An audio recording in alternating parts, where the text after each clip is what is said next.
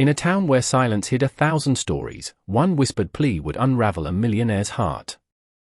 Before we dive into this story, comment below, where in the world are you watching from? Hit the subscribe button and turn on notification for more emotional stories. The days bled into one another, each indistinguishable from the last. The small apartment they shared was cramped, its walls worn by time and lack of care. The air inside, thick with the scent of old wood and the faint trace of something decaying, mirrored Maya's sister's sense of stagnation. Yet, in the midst of it all, there was pride. Maya took solace in the fact that she could keep the roof over their heads, no matter how tight the space became. Her hands were always busy, washing dishes, serving food, cleaning tables, her world confined to the rhythm of the diner. Every hour spent on her feet felt like a small victory, a reminder that she was doing something, anything, to keep things going.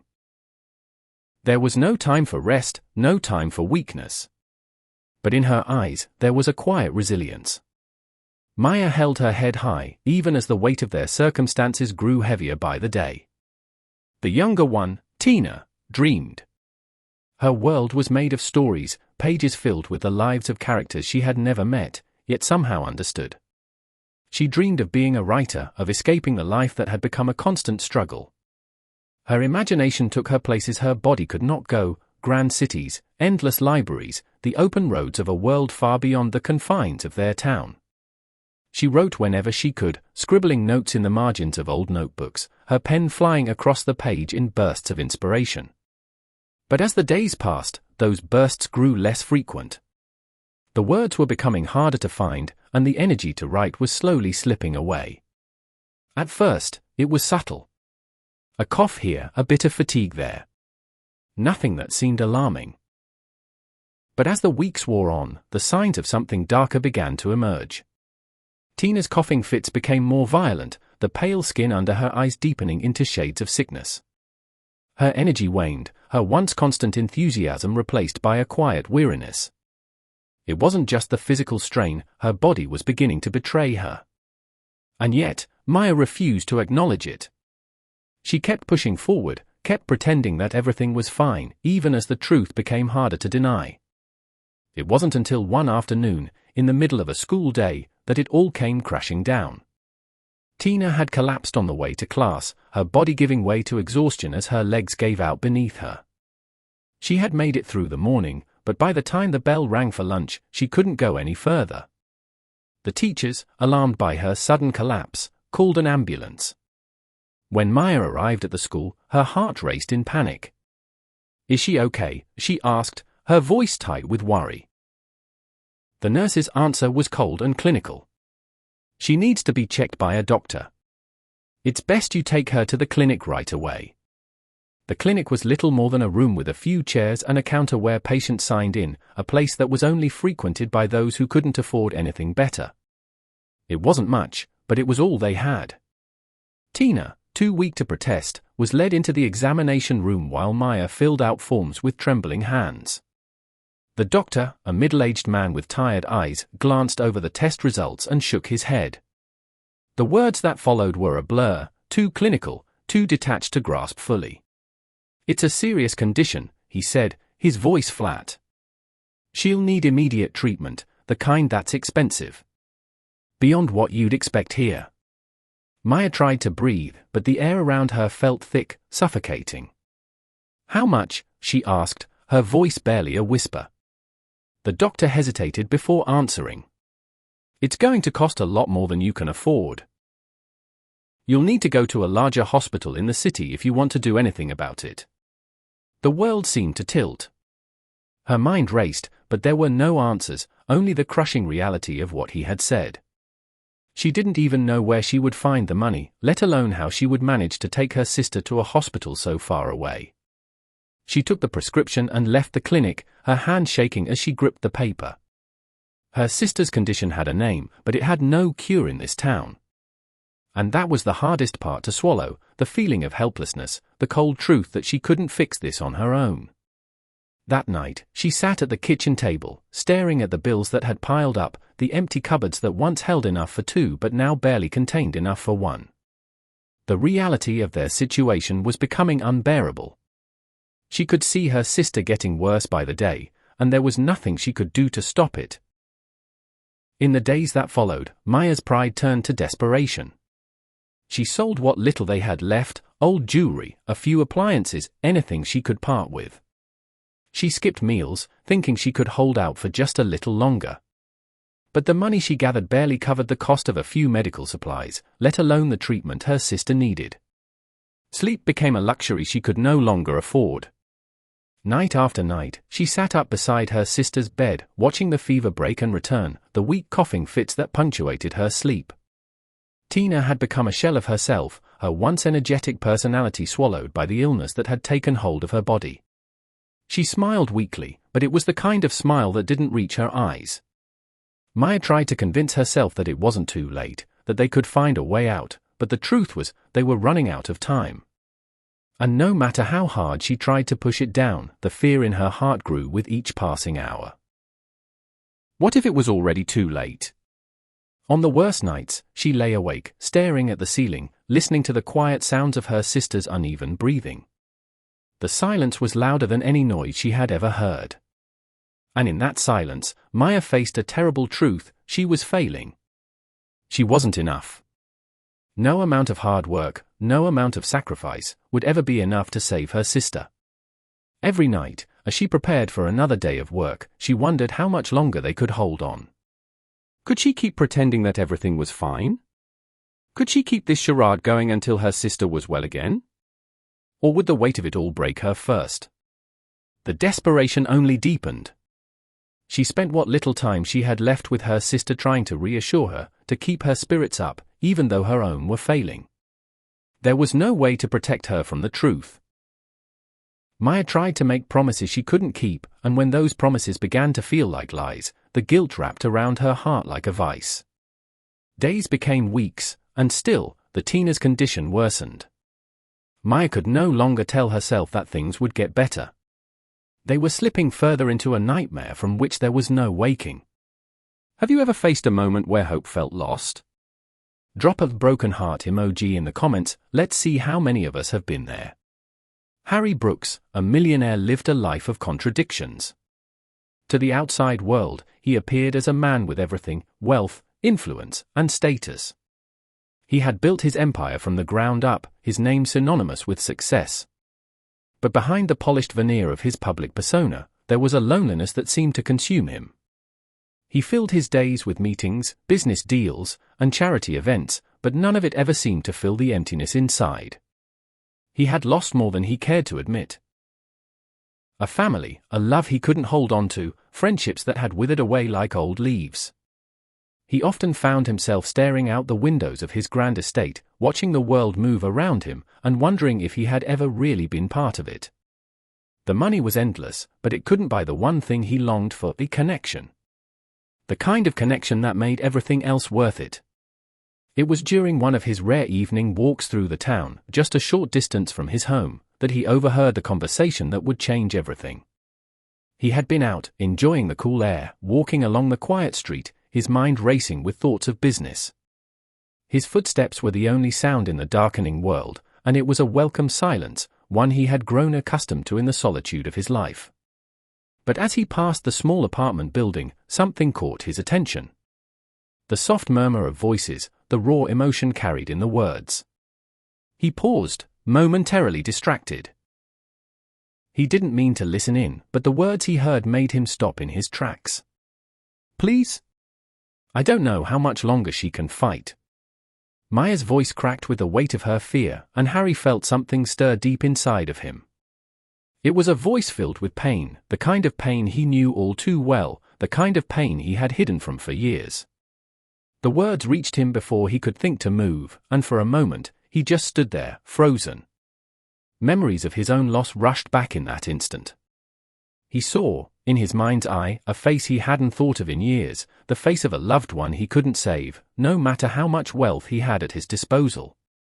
It had been years, yet the regret was as fresh as the day it happened. And now, here, he was hearing the same desperation, the same helplessness he had once felt. He took a step forward, barely realizing what he was doing. There was something about the tone of her voice, the vulnerability in her words, that moved him. It reminded him of a time when he had tried, too late, to make things right. "Maybe I can help," he murmured, barely recognizing his own voice. The words hung in the air like a lifeline tossed into a stormy sea. Maya turned, startled, her eyes wide as they landed on him.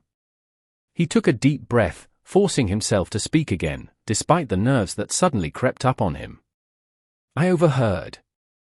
I'm sorry, but I might be able to help." For a long moment, Maya said nothing. She just stared at him, her eyes full of disbelief, of uncertainty. She had seen him around town, of course. He was hard to miss, the well-dressed man who walked with an air of confidence that seemed almost arrogant. But she hadn't expected him to show any interest in their lives, let alone offer help. "Help?" she asked, her voice barely above a whisper, as if she couldn't believe what she was hearing. "You want to help us?" Harry nodded, though he could see the skepticism in her eyes. It was only natural. She didn't know him, and why should she trust a stranger? Especially one who seemed so out of place in her world, a world filled with endless struggle and sacrifice. "I know it's hard to believe," he said quietly, "but I've been through things in my own life. I understand what it's like to lose someone. And I want to make sure you don't have to lose her."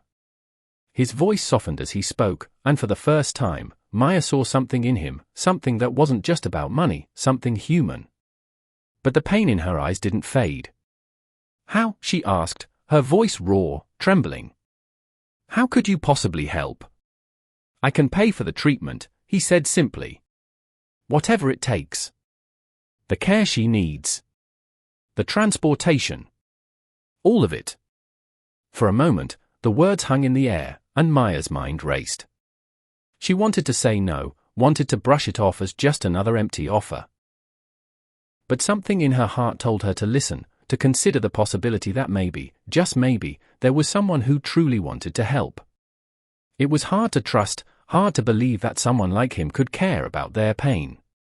But the more she thought about it, the more her exhaustion melted away, replaced by a desperate hope she hadn't allowed herself to feel in weeks. Tears welled in her eyes, and she quickly wiped them away, not wanting to show vulnerability to a man she didn't know. But she couldn't stop herself. I don't know how to thank you. We've been trying for so long to figure out how to save her. I thought it was hopeless."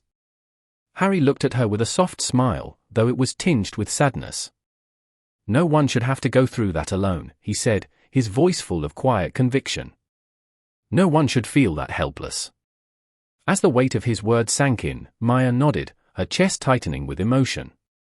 "You really want to help us?" she asked, almost as if she were testing him. "I do," he replied without hesitation. The moment felt surreal, like something out of a dream. Maya had imagined many times what it would be like if someone stepped in to offer help. But she had never imagined it would be someone like him, someone who lived a life so far removed from her own. Behind her, Tina stirred, her voice weak as she asked from the doorway, "Why would a stranger care about me?" Harry turned, his gaze softening as he looked at the fragile young girl. "Because sometimes, we see something in others that reminds us of what we've lost," he said quietly. "Because I don't want you to go through what I had to." Tina stared at him, still unsure, but something in his eyes told her that maybe, just maybe, he wasn't lying. For the first time in a long while, she felt the tiniest flicker of hope. "Thank you," Maya whispered, the words breaking free from the lump in her throat. "I don't know what to say." "You don't need to say anything," Harry replied, his voice gentle. "Just let me help. If this moment just gave you chills, smash that like button. Let's spread this lesson of kindness." The hospital felt like a different world. The sterile scent of antiseptic filled the air, a constant reminder of the gravity of the situation. Tina was admitted to a private room, her frail body hooked up to machines that beeped and clicked with the rhythm of her life. Maya barely left her side, her exhaustion evident in the dark circles under her eyes, but she refused to step away. Night after night, she sat beside her sister's bed, her hand resting on her sister's, never allowing herself to give in to the despair that threatened to consume her. Harry's presence, though subtle, was always there. He didn't intrude on the fragile space they had carved for themselves, but he quietly ensured that their needs were met. He made coffee runs during the long hours, bringing hot cups to Maya as she tried to keep her eyelids from sinking shut. He made sure the room was stocked with blankets, pillows, and anything else that might make the grueling wait just a little more bearable. He didn't speak much, but his gestures, small, simple things, spoke volumes. He would stand at the door, nod his head in acknowledgement, and quietly leave. It wasn't charity that drove him, but a deep understanding, an unspoken empathy that bound him to them. It wasn't pity either, it was just the need to be present, to offer support in whatever way he could. The nights were the hardest. The fever came and went in waves, sometimes rising so high that Tina's body trembled uncontrollably. Maya watched helplessly, feeling each moment stretch out like an eternity. There were no words, no comfort to offer when the fever took hold. She could only watch, pray, and hold on to the flicker of hope that somehow, somewhere, this would pass. On one of the worst nights, Tina's fever spiked again, and Maya found herself pacing the halls of the hospital, her mind frantic with fear. She needed someone, anyone, to tell her it would be okay. She had no idea how long she had been walking, her mind racing with worst-case scenarios, when she turned a corner and found Harry standing there, his expression unreadable but his presence calming. He didn't say anything at first, just stood there, his hands in his pockets. She didn't know why she hadn't noticed him before, but in that moment, she felt an overwhelming sense of gratitude for his quiet support. "Is she?" The words caught in her throat, too heavy to say. "She's fighting," he said, his voice steady. "You just need to hang in there. She's strong. You both are." Maya nodded, her throat tight. "I don't know how much longer I can do this." "You don't have to do it alone," he replied, his eyes softening. "We're in this together." She didn't know how he knew, but somehow, the weight of his words lifted a small part of the burden she had been carrying alone for so long. For the first time in what felt like forever, she allowed herself to lean into his words, to believe that maybe, just maybe, things could get better. And then, one morning, it happened. The fever broke. Tina, though still weak, began to show signs of improvement. Her breathing became more steady, and the color returned to her face. It wasn't immediate, but it was enough to bring tears to Maya's eyes. She sat beside her sister's bed, holding her hand, as if she could somehow will her back to full health just by the strength of her own will. The first laugh came the next day, soft at first, barely a whisper. But it was a laugh. Tina, who had been silent and frail for so long, finally cracked a smile. She looked up at Maya, her eyes still clouded by exhaustion, but the twinkle of life had returned. "I think I'm getting better," she said, her voice weak but filled with hope. "You're going to be just fine," Maya said, her own voice cracking with emotion. Harry, who had been quietly watching from the doorway, stepped into the room, a small smile on his face. "I'm glad to see you're awake," he said, his voice as gentle as ever. Tina blinked, still unsure of what to make of the man who had come into their lives so unexpectedly. She didn't understand why he had stepped in to help, why he cared enough to invest in their lives. He was a stranger, after all. "Why would you care about me?" she asked, her voice fragile, her eyes searching his face for answers. Harry hesitated for a moment, and then something changed in his expression. He didn't say it outright, but for the first time, he allowed a vulnerability to surface. "When I was young, I lost someone very close to me," he said quietly, his eyes distant as if remembering something he had long buried. "I never had the chance to say goodbye or to help when it was needed. It's a feeling that stays with you." The words hung in the air, unspoken yet understood. Tina studied him, her young mind trying to piece together the puzzle of his life, the parts he hadn't shared, the pieces of him that had been left behind in the past. She didn't fully comprehend it, but she could feel the weight of his loss. She looked down at her hands, then back at Maya. "Thank you," she whispered, her voice small but sincere. "For everything." Maya squeezed her hand, her heart swelling with emotion she didn't know how to process. She had spent so much time focused on surviving, on making it through the worst days, that she hadn't stopped to realize how much she had been given. The man who had stepped into their lives, a stranger just weeks ago, had become an integral part of their world.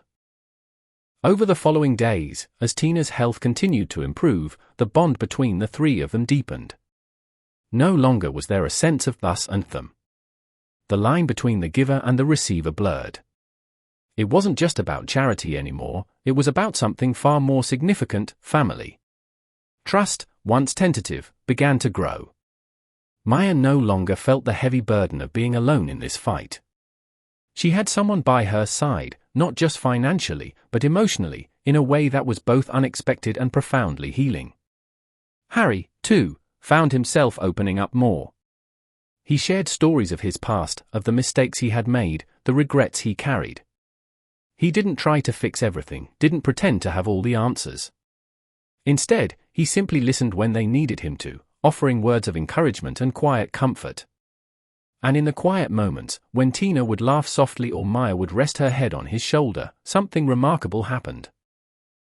They stopped seeing him as the man who had swooped in to save them. They saw him as part of their world, someone who cared, who understood, and who had, in his own way, become a part of their story. Could you open your heart to a stranger? Debate yes/no in the comments. He decided to adopt them. The day the offer was made, the air in the room felt different, charged with possibility, heavy with decision. Harry sat at the edge of the couch, his posture rigid, his fingers nervously tapping against the fabric of his pants. It had been weeks since he first stepped into their lives, but now, the gravity of the moment had arrived. The question, the one that had been lingering just beneath the surface, was finally here. "I want to adopt you both," he said, his voice steady but carrying an emotion that was almost foreign to him. It wasn't just a business transaction, not just another act of generosity. This felt different. This felt like a chance to rebuild something he had lost long ago. Maya froze, her heart pounding in her chest. The room seemed to close in around her, the offer sinking in deeper with each passing second. She had never considered it, never imagined a future that could be different from the life she had fought so hard to create. She had been independent, had prided herself on her ability to manage, to provide. This offer, this life-changing offer, felt like something out of a dream, something she didn't deserve, something she couldn't accept. But as she looked over at Tina, her face alight with hope, something shifted. Tina, now healthy again, looked up with a quiet plea in her eyes, a longing that was impossible to ignore. The life they had known, of constant struggle, of never knowing where the next meal might come from, had already taken so much from them. Maya could see the change in her, the spark that had returned now that the weight of illness had been lifted. "I know it's hard," Harry continued, "but I want to give you both a chance. A real chance. I want you to feel secure, to know that you have a place here, a forever." Maya's thoughts swirled, torn between the instinct to protect her sister and the pride that had kept her distant for so long. She had always been the one to take care of everything, the one to make decisions. Letting go of that control felt like surrender, something she wasn't sure she could do. But the quiet look in her sister's eyes, full of trust and the faintest hint of fear, made her heart ache. Tina had fought so hard to survive, and now, in this moment, the promise of stability seemed like the best gift she could give her. I don't know," she said, her voice barely a whisper. She wasn't ready to admit how badly she wanted to say yes, how much the thought of safety and love tugged at her heart. But the idea of trusting someone completely was terrifying. "Please," Tina spoke up, her voice soft but steady. "I want to stay. I want this to be home." Maya turned to look at her, eyes wide with surprise. There was something in her younger sister's voice that was both resolute and vulnerable, a quiet plea for a future free from fear and uncertainty. It was the first time in months that Maya had seen such clarity in her sister's eyes. After a long silence, Maya nodded. It wasn't an easy decision, but it was the right one. "Okay," she said, her voice thick with emotion. "We'll stay." The decision, once made, felt like a new beginning. In the weeks that followed, their lives began to take shape in ways they hadn't thought possible. The house, once a place of isolation, became a home. Each room seemed to radiate warmth, not just from the physical space, but from the bond that was growing between them. Tina, her health restored, poured her energy into her dreams of writing. Harry, always gentle and patient, encouraged her every step of the way. She spent hours at the dining room table, her pen flying across the pages, each word more confident than the last. Slowly, the stories she had once kept hidden away in notebooks found their way into the world. Her first published short story came as a surprise, not just to her, but to everyone around her. The joy in her eyes when the letter arrived was something Maya would never forget. "That's my story," Tina said, her voice trembling with excitement. "I'm really doing this." Maya smiled through tears, a mix of pride and disbelief filling her chest. "You're incredible," she said, pulling her into a tight hug. They spent evenings together at the dinner table, the simple meals now filled with laughter and conversation. Harry, who had once been so distant, now shared stories of his own childhood, of things he had long since buried. Maya found herself listening in a way she never had before, hearing the subtle cracks in his voice that spoke of a life he'd kept hidden. It was easy to see now that they weren't so different, the three of them. All of them had lived through loss, through heartache, but together, they were learning to rebuild. For the first time in a long time, Maya felt something she hadn't allowed herself to feel: peace. She no longer had to carry the weight of everything on her shoulders alone. She had found something more precious than the stability she had always worked for. She had found family. And, in doing so, she had learned to trust, to open herself up in ways she hadn't thought possible.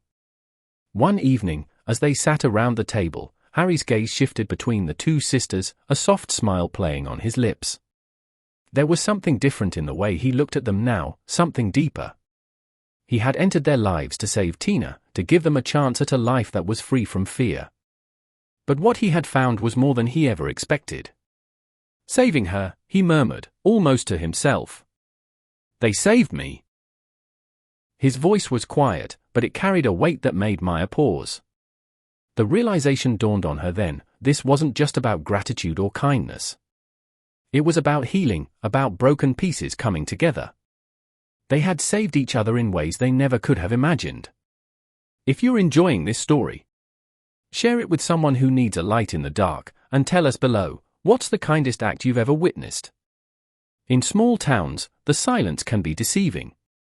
It hides stories of struggle, pain, and the quiet battles that people fight behind closed doors. For those living on the edge, it's easy to mistake calm for contentment, to believe that everyone is okay. But beneath the surface, there's often more than meets the eye. The sisters' journey is a testament to that hidden pain, to the lives that, on the outside, seem fine but are fraught with hardship. Their story reminds us that there are always people out there, quietly carrying burdens we can't see. And sometimes, it's those who seem farthest removed from our world who can make the biggest difference. It's easy to turn away when things feel out of our reach, when someone else's struggle seems too far removed from our own. But what if, by simply listening, by extending a hand, we could be the difference in someone's life? What if we were the one person who could offer a miracle, simply by showing kindness, empathy, and a willingness to act when the need arises? Harry didn't plan on changing their lives. He didn't expect to become part of their world. But when he heard that quiet plea, he chose to listen. And in doing so, he not only changed the fate of two sisters, but also his own. Next time you hear a whisper of need, listen. You might be someone's miracle. Subscribe for more real-life tales that restore faith in humanity. Ring the notification bell so you're here for the next jaw-dropping story.